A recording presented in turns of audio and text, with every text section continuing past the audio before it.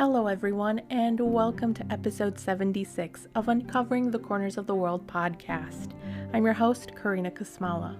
Using research and my personal experiences where I actually set foot in some of these places, I'll be describing some of the unknown attractions in both the US and around the world, as well as share some of the hidden landmarks of some well-known attractions. In episode 75, Collin Sugg, who hosts the podcast History from the Back Pages, Chicago Soccer Talk with Collin, and co-hosts the podcast The Bull and Hawk Sports Show, talked about his trip to Alaska, which included a flight to Washington, boarding Carnival Spirit cruise ship, and arriving in Skagway, Alaska. If you haven't listened to episode 75, I would recommend starting with that episode first. In this episode, he continues talking about Skagway and more of its haunted history. Now, going back to the saloon, the Red Onion saloon you were talking about, did it look like it was completely remodeled or basically a little bit restored from the 1800s feel of the gold rush? It's been remodeled to an extent, but it definitely felt old, like an older type of saloon, like back in the day. Mm-hmm. You'd picture it with the people going in there. It's a mix of both, I guess I'd say. Okay. But it definitely feels older, like a traditional saloon.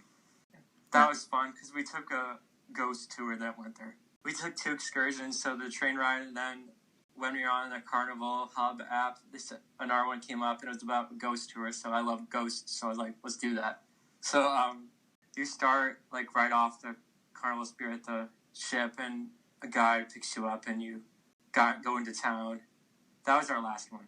You see different sites, and a lot of the people that are related to the Skagway past, madams, and prostitutes, showgirls, because that was how a lot of the money was made in Skagway back in the day. So a lot of it was having to do with their pasts and what happened with the dark side of Skagway and trying to outlaw that sort of activity. And they talked a lot about some of the women's famous madams back in the day and young women who participated in that lifestyle, like how they made a life for themselves and how some of them were able to help other women's lives as well. And that was interesting. Was there any tales of murder or lawlessness or anything like that? Oh, yeah. There was definitely lawlessness that happened in Skagway. And there was one that was interesting. The name's escaping me. But there was a shootout, classic old Western shootout between a man who was one of the evilest men of all Skagway. He owned Skagway. It was his town where everything happened according to his rules, his laws. He had his classic gangs of thugs and mercenaries. And he got in a shootout with, the hero of the town, the good boy man. And they got in a shootout. Mm-hmm.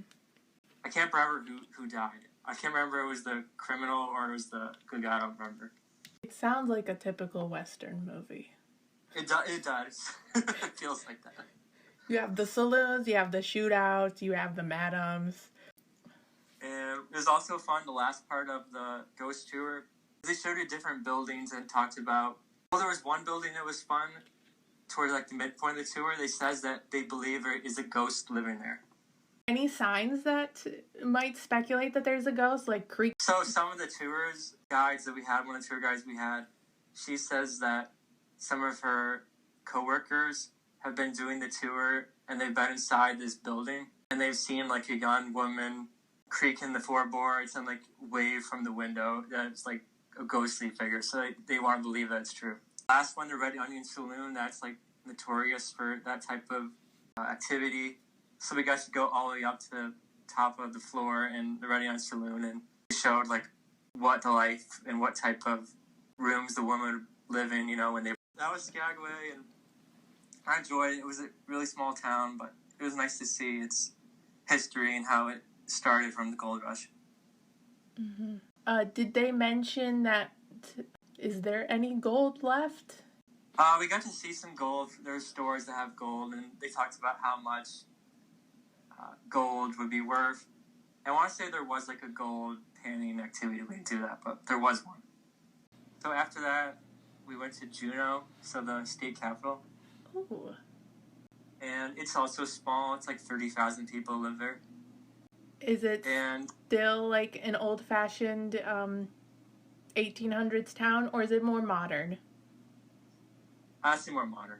It had a mix of both because they had traditional buildings. For example, we visited like the museum in Juneau, like the traditional city museum, and they talked about some of the history. And it was actually a decent, like National Park Service museum. I thought they did a good job. That was another thing I wanted to comment on. The Forestry Service and the National Park Service had a huge presence in Alaska. So back to the museum we went to in Juneau, they talked a little bit about the Russians' history in Alaska. So Russia owned Alaska before the United States purchased it. So they talked a little bit about what went on in Alaska when it was Russian owned. And they had this one church that we got to visit from the outside. It was called St. Nicholas Russian Orthodox Church. And it was the first church that was built in Juneau, so way long time ago back in the day. Mm-hmm. And one of the things that was interesting was that the people who went to the service were not Russian per se. They were just Alaskan people, for example, people from the tribes and locals, so not people who are Russian per se. Now, is that church that you mentioned, is it still operational, or is it like just a museum you could visit? This is how it was back in the day. It's still operational. They have services, and you can go. I don't know what it's called. Not mass. I don't know what the name is. Juneau was okay. We got to see, for example, the governor's mansion and the state capitol building. We didn't get to go in them, but we got to see them from outside, and that was cool. It wasn't the most amazing city of all time to visit, but it was nice to see the history and learn from some of the Native Americans there, like how it started. Do you know how it started? I'm blanking at the moment, like how it started, but it wasn't gold rush like Skagway. It was more just people settled into the area, and another thing they talked about was there was debates between the Alaskan government and where they wanted the state capital, and there's still debates not that long ago when it became a state in 1948 of like where the state capital should be put, like should it be in Anchorage, should it be in other locations, but they still settled on Juneau. Interesting. And it's landlocked too, so you have to the only way to get there is through plane or cruise. So then we went to Ketchikan, and that's the most touristy of all the towns we went to, I would say. They have a lot more jewelry stores involved in the town. There was this one interesting area, which is Creek Street, which is it's a street like towards the edge of Creek Street, I guess. Creek Street, and a lot of the shops were traditional and from the past that were women owned and operated. So a lot of women founded them and still own them today. Oh, nice. And there's some cool stores we went in, like the bookstore was cool, and different shops. And one thing to keep in mind is that there's many stores that claim that the objects and stuff for sale is Alaskan, but they have different like stickers and different tokens that you can use to try to get a good vibe if it's Alaskan made, or it's just from like China or Taiwan, or because some of the places have like this polar bear. It's like a yellow polar bear sticker, and that can show you that it's from Alaska. So made there. Rocks and arrowheads and knives and stuff. You can get a good vibe that it's from Alaska, like it was made there. So let's see. We did that, and then we went to Great Alaskan Lumberjack Show. So that's like the biggest event that goes on in Ketchikan. That's one they say you should go to one time, but you don't have to go to again. Just going to it one time is like very recommended. And how it works is you go there and you sit in like an audience, like in a classic show like that, and they have the host, and then they have two competing lumberjack teams, and which I didn't know, but they talked about like this man's on the Buffalo, New York Lumberjack Circuit. They talked about that kind of stuff. They have two teams, so one is the United States team, one's the Canadian team. They tell you which to root for depending on where you're sitting. So we were on the Canadian team side, so we rooted for the Canadian team. Purposely sat there or accidentally? We just sat there because it was a good seat. Okay. Because it was full, like it was going to be pretty full, so we had to sit there. What kind of events did they do at the Lumberjack Competition? So they have, for example, axe throwing is one of the activities, like the events that they do. And it was cool. That one was really fun because I like axe throwing. Where you hit on the target was worth a different amount of points. And the Canadian team we rooted for won that event, so that was fun. They have log rolling, so that one was fun. Like, they were on a log and they had to stay on the log for a period of time without falling into the water. And they had log chopping. So, for example, they have their axe and they have to cut the log in a period of time before the other team, so they get points. And they have chainsaws, which was fun. So they pull out the chainsaw and they had to cut the logs and timber fastest. And they had one where they had to climb to the top of the log, so it was completely straight up, so they had to climb to the top fast. And just other activities like that involving activities to see who would win, and the Canadian team won, so we won. But that was Ketchikan, and then the next day was at sea, I believe. We didn't get to Victoria until 8 p.m., so basically at sea. So that was interesting.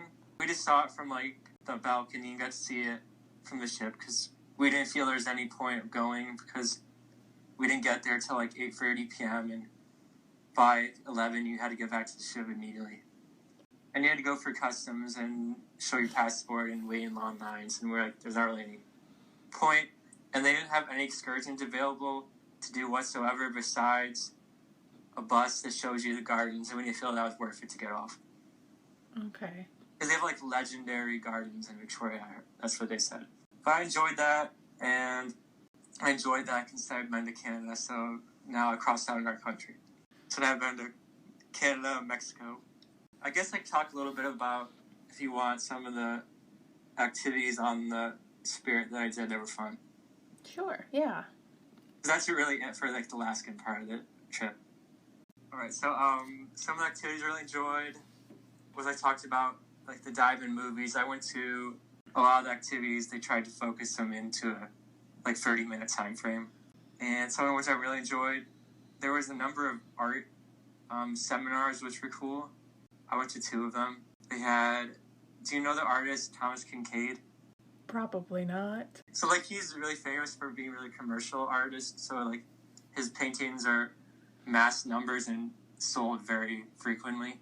So he's one of the most selling artists. A fun fact that the person didn't talk about, the art auctioneer, I guess is the name. He didn't talk about one of the parts of Thomas Kincaid's life, but where I used to live in Morgan Hill, California, that was where one of Thomas Kincaid's studios is located. What kind of art did he do? Cubism? Landscapes, okay. Yeah, that's one of his famous things. There's a cool painting he does that you can buy online for $200, a print. And downtown Morgan Hill, there's the movie theater in downtown. Some of the shops, you can get one of that available. And it's cool to hear about his life. I think that's really it about Alaska and Carnival Spirit, but I would highly recommend going to Alaska and cruising with Carnival, especially if you're looking for a smaller ship, because there's only about 2,000 people, and some cruise ships can be 6,000 and crazy. I was glad I went on a smaller one. It's also good to point out that Collin does not work for Carnival Cruise. No, I don't. I don't work for Carnival Cruises. I'm not associated with them. I guess one more thing. Is there anything that surprised you about Alaska or the cruise? For Alaska, I would definitely say the small feel, because it's a huge state, but it felt small in the ports we visited in Skagway, Juneau, Ketchikan. And it felt interesting that there was options in going on the excursions, but you also could have fun. And for example, taking a tram up to Mount Roberts so you can go hiking, which was cool. I forgot to mention that.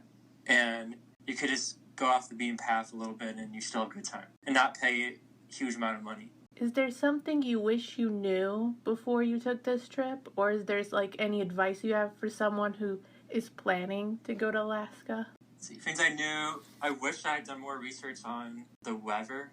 Mm-hmm. I packed a really good Columbia fleece jacket, number of long pants jeans and long sleeve shirts, and to be honest, when we're in port, besides Ketchikan, I didn't need really at all, because Juneau and Skagway were like 80, and then Ketchikan was like 60. So that was the only one that was really cold at all. And then I guess for the cruise, advice was just pick your cruise, like, and if you're someone who likes sea days or likes activities, just pick that out. And overall, I don't have much advice to say about the cruise. Just pick one that you enjoy, and go to itineraries that you want to go to. Oh, I forgot to mention, but you learn a lot about Native American culture, so if you're interested in that, you'll enjoy it. Because you get to see some of the totems that were built and learn about history of the tribe that were there, and that was cool.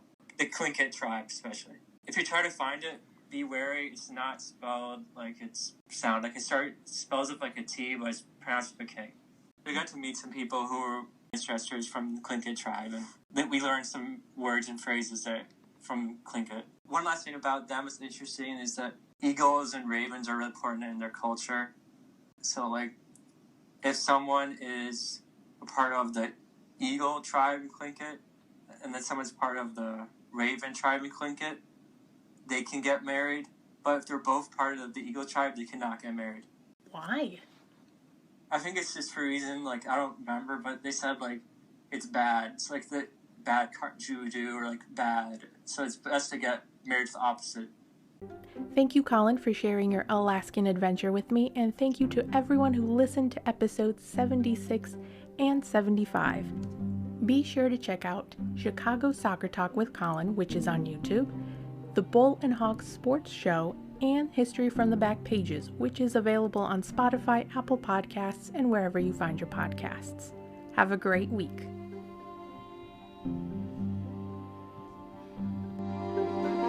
Thank you.